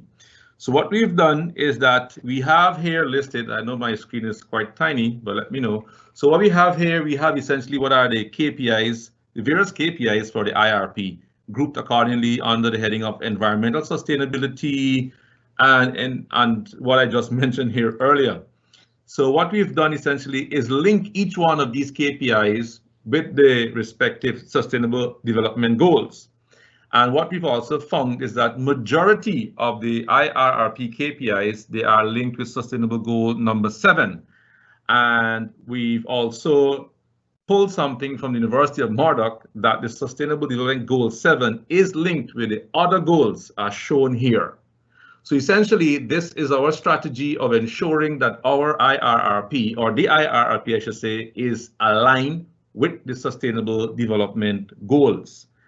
And as I said earlier, we also have the KPIs and dimensions of the IRRP aligned with GPL's corporate strategic plan of success, as I mentioned earlier. So this is our strategy in ensuring that the IRRP to be delivered is aligned with the company's goals as well as other national goals for Guyana. Thanks for that, Danraj. So I thought that was useful to hear from you on, because we did appreciate seeing how you had structured that alignment at the time we discussed it in our meetings. So moving on, this is another one for GPL, but I'm actually going to utilize the privileges of the moderator to make this a 2-part, because I see it as an interesting foundation where I can bring some of you in to dig a little deeper. It was mentioned that GPL is moving from a top-down demand forecast to a bottom-up process. What would you see as the requirements or success factors for enabling this transition? There's another part to it. How can countries get support in improving their planning processes, which may have been touched on in the previous answer from Dr. Jackson and Dr. Gartner. What I'd like to add to that forecasting question is the matter of data in particular. I'm sure you gentlemen will touch on it, but I'd love you to Dr. Allen actually introduced in the beginning, and I like that because these are such data-intensive processes. So I'd love you to touch on that, and if we can probably rope in Sukumar Singh, who's been quiet for a bit, and also hear from him about the data side of the environmental, climatic, and risk factors as well. That would be nice. So, gentlemen, proceed. Thank you. I'm going to take the lead on the GPL side regarding demand forecasting. Okay, great. All right. So, as you mentioned, Jean-Michel, data is one of the key constraints when it comes to demand forecast, especially when you want to take it from such a granular level. And in Guyana's case, there is an additional complication in that our economy, the structure and growth of the economy is changing rapidly. This year, for instance, we're expecting about 50% growth in real GDP. I know just yesterday or the day before, the IMF came out with a 26.2%, I believe, growth in real GDP. What this means, that's their expectation, but Guyana is expecting a lot more than that. And what this means is that the structure and the change in the economic activity, we would need to forecast or telegraph how the different areas within the demand, the different components of demand would respond to the changes that are taking place. The problem is that, of course, we have no historical reference because this is a sector, the oil and gas sector is pretty much, it's entirely new to Guyana. So there is no historical reference for that sector. So this is where collaboration, understanding the role of oil and gas in other countries, how this has affected demand there. And these data issues are applicable for top-down as well as bottom-up forecasting. But at the bottom-up stage, it becomes even more cumbersome and perhaps difficult, because now we'll have to figure out, for instance, on a geographical level, at a feeder level, for instance, that might have just 10,000 or maybe 20,000 households. We have to figure out how this particular population would respond. What are the development plans in this area? How does the changes in the economy affect them? How do other changes that are taking place affect the demand going forward? So really what it comes down to is, in terms of the requirements, we need good data. In the absence of good data, we need to have good analogs and collaboration across agencies to understand the intricacies of the different plans that affect energy and economic development at a more granular level. So in terms of the aggregated approach, it's easy to say, well, okay, these are the national plans and this is how we see overall GDP growing and so on. But then when you come to this particular community, for instance, well, how do those plans translate to this particular community? And perhaps there are communities that will and not perhaps, in Guyana's case, definitely, we're going to have communities in places that they don't currently exist. So we need better data, and even with good data, in the case of Guyana, where there is no historical reference for some of these activities, you need to have a strong and close collaboration across agencies. And this goes back to one of the first points that was mentioned, the need to collaborate with the internal and external agencies. And at the same time, you need to constantly build capacity and leverage whatever capacities that currently exist. So in Guyana's case, for instance, we are looking to leverage and develop a better relationship with the University of Guyana so that we can have the economics department and perhaps other departments participate in a process that will lead to better understanding of the communities, how energy is being utilized at the community level, how it is being utilized by different consumer types and so on, so that this will feed back into a better understanding of the energy demand to facilitate that bottom-up approach to forecasting. Thank you for that, Mr. LaCruz. Mr. Kumasing, would you like to add anything to that from your perspective? Yeah, sure.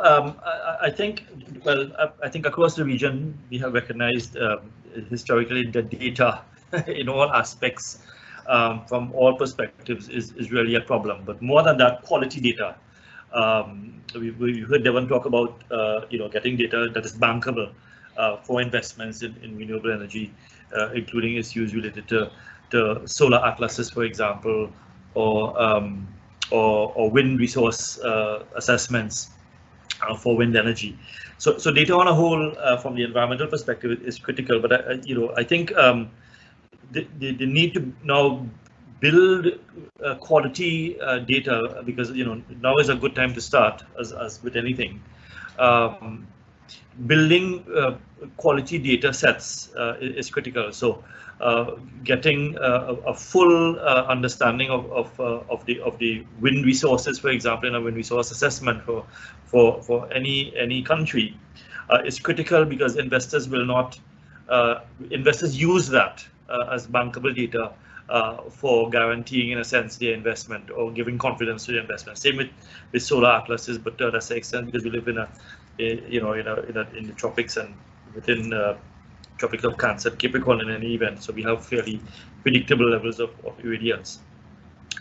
But in terms of climate change and climate variability, I think that we are also guilty of not getting data sets that can stand scrutiny, because a critical part of forecasting projections, climate projections and climate risks is also backcasting to establish past trends, to establish what the risks are, whether the risks are real, whether they're overestimated, whether they're underestimated, and marry that with some of the forecasting, because it feeds into the forecasting. And without quality data, you are likely to make bad decisions or risky decisions, let's say, because you would have either underestimated the risk or the threat. So environmental data, climate data, and how the environment impacts on energy systems, and how energy systems impact the environment is something that has to be now taken into more serious consideration when, and it's all really part of the environmental governance structures, even though at a first glance they may not seem to be connected.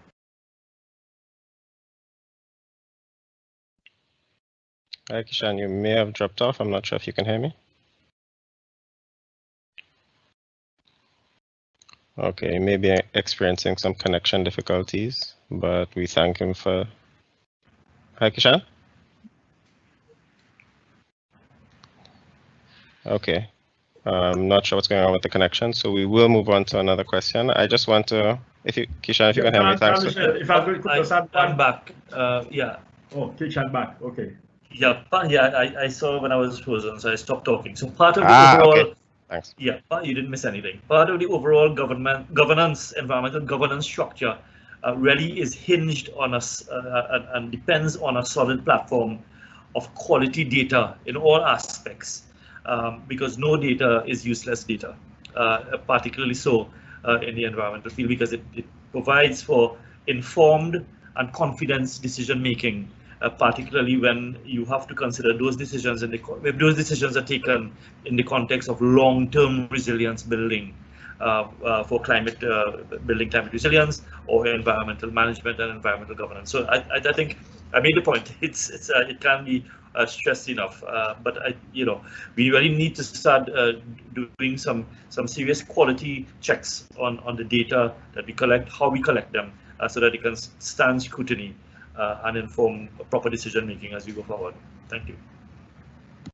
Thank you, Mr. Kumasing. We appreciate that guidance. I think that was a significant point for everybody to hear from both of you. Dr. Gardner, did you have something to add? Yeah, thanks. I wanted to make one quick point on this data issue, because thanks, Kishan, for that comprehensive overview.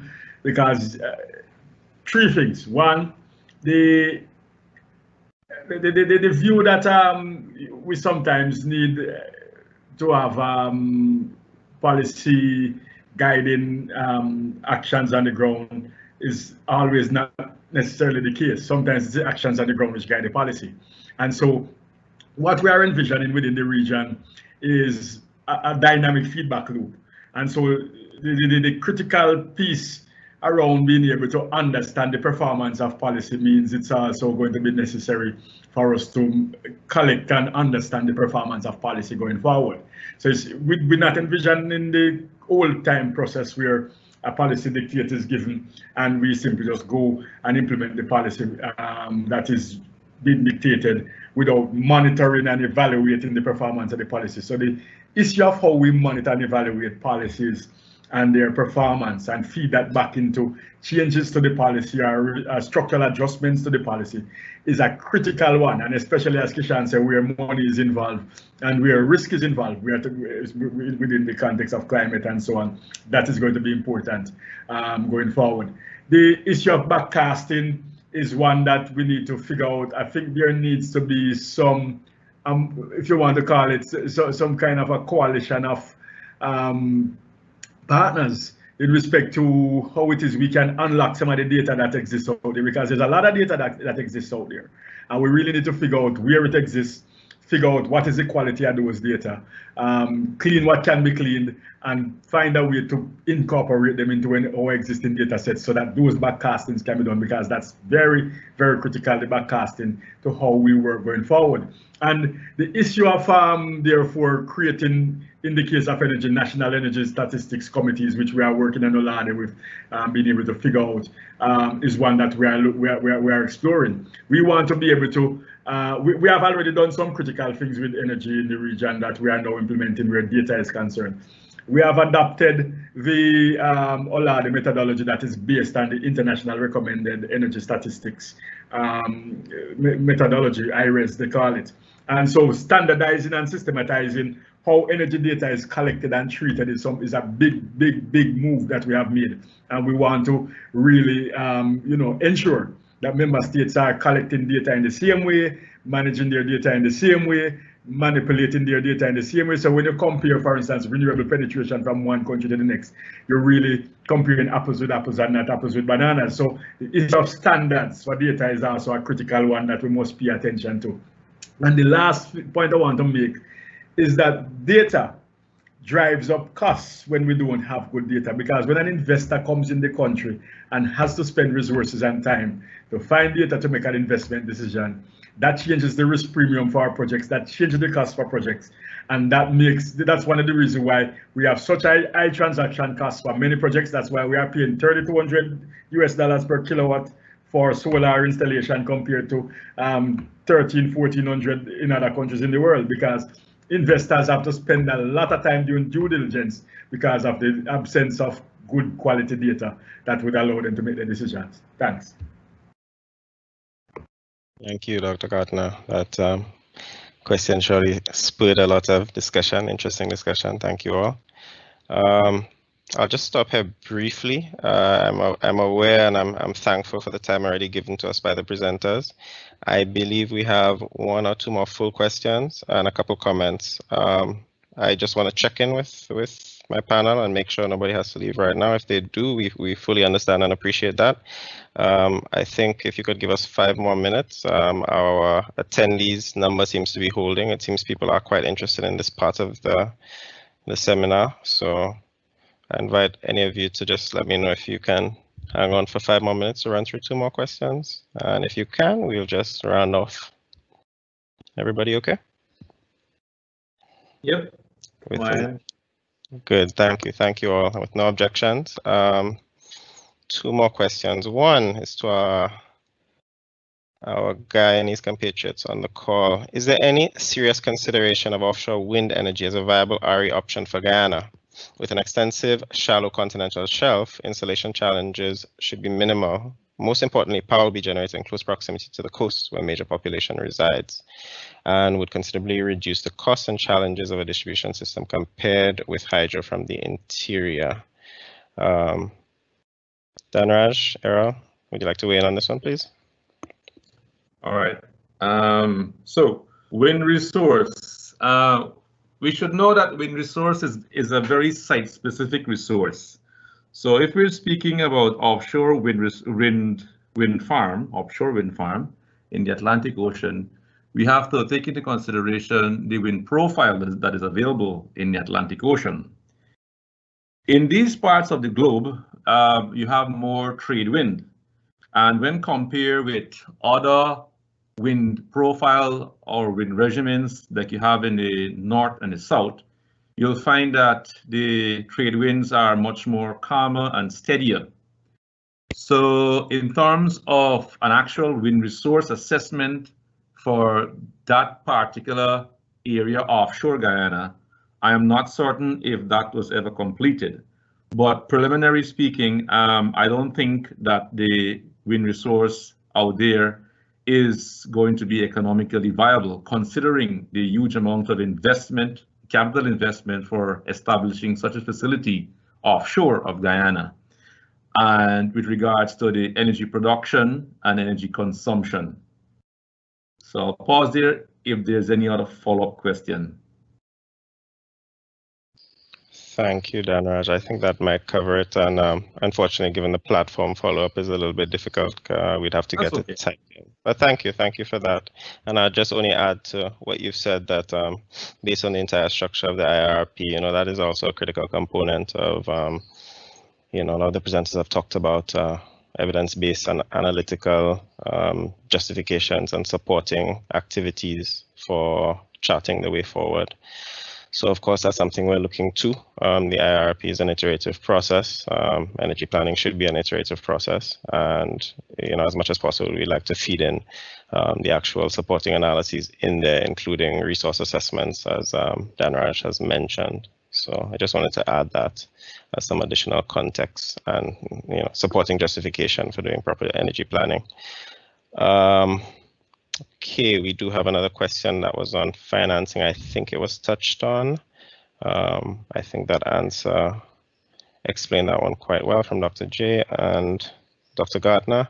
There's another one here, which is interesting. Beyond the benefits to the economy by the reduction in dependency on fossil fuels and those associated savings, what about the benefits of the creation of new jobs and businesses, and has that been quantified anywhere? Have the costs and resources needed to upgrade human capital in terms of training or retraining to set up and maintain the new technologies been quantified or estimated? I can open that up to the panel. I don't know who would like to tackle that one first. Dr. Gardner, you may have some insight into this one. Yeah, yeah, well, we are actually looking at a number of things. What we recently did, what we call a capacity gap, a capacity analysis to identify the key skills that are required. We have been going through this motion a number of times, so we did a recently updated one to identify the key skills that are required for different entities within the energy sector. For it to function effectively, especially from a governance standpoint, because the truth is a lot of the transaction costs are going to be based on the governance costs. We looked at what regulatory agencies, ministries of energy, and institutions supporting energy development within the region would need to have in terms of skills, and worked out some numbers in terms of what those would look like in terms of costs. So from the governance side, we have some costs. We haven't gone into the aspect of trying to figure out what that would look like in terms of jobs based on numbers from the private sector side, because like you mentioned, John Paul, the IRRP, or the investment pipeline, will tell us really what types of projects and what volumes of projects we will have of the different types.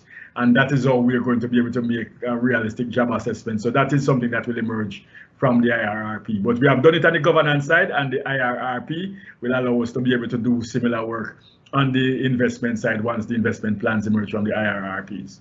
Thanks. Yeah, thanks for that. Very informative on that topic. And I think this one is just a comment, but I'd like to read it out from Dr. Trotz. regarding EIAs, the Center in collaboration with Professor Sami had revisited EIAs to include assessment of the environment on the project, focusing on integrating climate risk assessment into EIAs. The CDB also engaged in that process. Don't get the impression that its use is widespread, but certainly it needs to be promoted and is very relevant to energy infrastructure. And I think that's an insightful comment. And beyond the IRRP, of course, the center is very, it encourages the incorporation of environmental risk assessments, climatic risk assessments in all planning processes. So I'm very thankful for that comment. And getting near the end, we're about to round up. Would anybody like to speak to that or add anything else? I see Mr. Kumar saying, sure, Kisan, yes, come on. Sorry, I can't see the raise hand function, so apologies for bothering you. No, it's fine. Yes, thank you, Neville. Correct, I was part of that initiative many years ago in the adaptation, was it MACO or ACO, one of those, CPAC, I'm not sure, where we did that. In fact, as far back as 2002, we had already started to look at climate change impacts within the environmental impact assessment when I used to be at the regulatory authority, the environmental management authority at that time. What we have done recently is to conduct a climate risk assessment, vulnerability to climate risk assessment, and capacity needs. And what we're now doing is integrating those findings into the EIA process of looking at of how climate change can impact on developments that will inform spatial planning and so on. So we are not looking at long-term impacts for adaptation. Our approach has been a little bit nuanced in that respect. So we are looking at building resilience through addressing the vulnerability to short, medium-term climate risks along a pathways approach, because we think developing projects now to withstand impacts decades away outside of a few could be risky. It also gives us a chance to revisit some of the intervention options identified in addressing climate risk. So it's an iterative kind of arrangement. We are monitoring interventions will also become part of the overall EIA process as we have it under the law here. So yes, fully agree, and it is now being sort of mainstreamed into the overall environmental governance structure. Thank you for that perspective, Mr. Kumar Singh. It's interesting to hear how long the journey has been for the incorporation of some of these things in some of the standard planning processes, but we're happy to be where we are today. Really, I don't want to, I do love the Q&A personally, but I realize we cannot extend the session too much longer, given that we've used a lot of your time. I think I'll take one more. There are some questions on the status of IRRPs. I'm going to close off shortly, and I'll let you know how to get in touch with us, and just confirm the fact that we will be in touch with you if you've registered for this seminar. So we can talk through some of these things bilaterally, but also I have a note. I would like to bring in Dr. J. I think he wants to just set some of the scene with regards to some of those questions, and I do invite him to do that at this time before I move on. Please, Dr. J. Thanks, Jean-Michel. All right, so very interesting conversation. It's always interesting when you're talking about the energy sector because of its complexity. So that's good. It keeps us on our toes. The Integrated Resource and Resilience Plan, as we mentioned, is something that the CCREEE and the CARICOM Secretariat has been working on. So CCREEE is now implementing or developing these IRRPs for different member states. Dr. Garden would have mentioned that we have started with 5 based on the resources that we have had. So we are doing 5 countries now. So, and just to let you know, so far as we know, an IRRP has not been really done for any of our member states as yet. We are doing them now. So for example, Jamaica went through an IRP process. They didn't do an IRRP. So we are doing an update for Jamaica in terms of introducing resilience to what they would have considered in their first iteration of an IRP. So the plan is to go through every single member state, and as you can understand, this is a living document, it's iterative, and it will be going through several changes and processes. So the idea is for us to have a sustainable program within the CCREEE where we do countries IRRP in accordance to the cycles that they would have promulgated in their region, in their countries. So some countries have actually passed this in their legislation in terms of the cycles that they go through. Some countries have just put it in a policy framework, and some countries have just made suggestions on how often they want to do it. We are here with you, and we intend to do them as often as is appropriate in terms of getting the right investment grade projects and getting the right sustainable framework in terms of their meeting your targets and then meeting your sustainable development goals. So that's something that we are going to work with you in navigating this space as you move forward. So I just wanted you to let you know that. Thanks. Thank you, Dr. J, for running that out. Unfortunately, I think we have now at 12:06. I think I'll take this opportunity on the back of Dr. J's comments to close us out. I'm sorry we got through most of the questions. There were one or two lingering ones, but I do encourage you to keep in touch with the CCREEE and interact with us. As mentioned, we will be reaching out to you. Today we examine a very important topic with the help of some wonderful presenters. Once again, all of you, thank you for your time. Thank you for joining us. We realize your time is valuable, and you dedicated some of it to us and the other stakeholders in the region. We heard through various lenses the importance of, the need for, and the benefits to be derived from incorporating resilience in power sector planning and planning in general, really. We heard the importance of working together as a region to build resilience, capacity, and implement our energy transitions. And really, I want to leave you with the understanding, which Dr. J kind of touched on, and you've heard throughout this presentation, that CCREEE has designed this IRRP program as a vehicle to accomplish a lot of what was discussed here today. And we really wanted to allow a platform for our presenters to get into, again, the needs, the importance of, and the justification for a process like this. But we're here, we're not going anywhere, and we'd like to discuss these things further with you.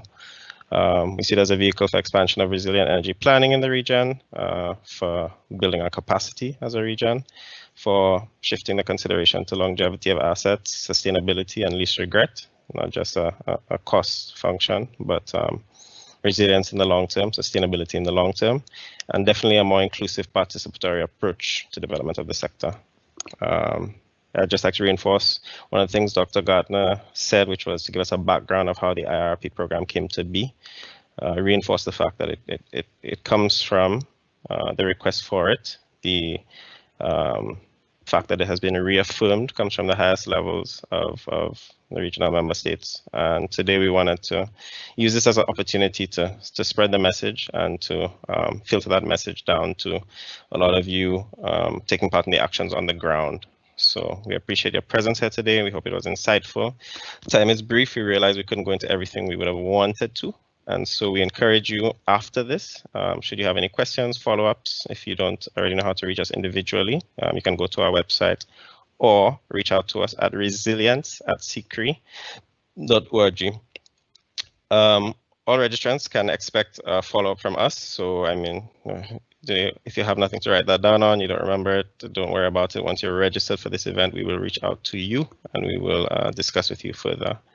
Any questions you might have, feel free to reach out to us at any point. Thank you all once again. Thank you, presenters. Thank you all for your time. And we will see each other soon, hopefully.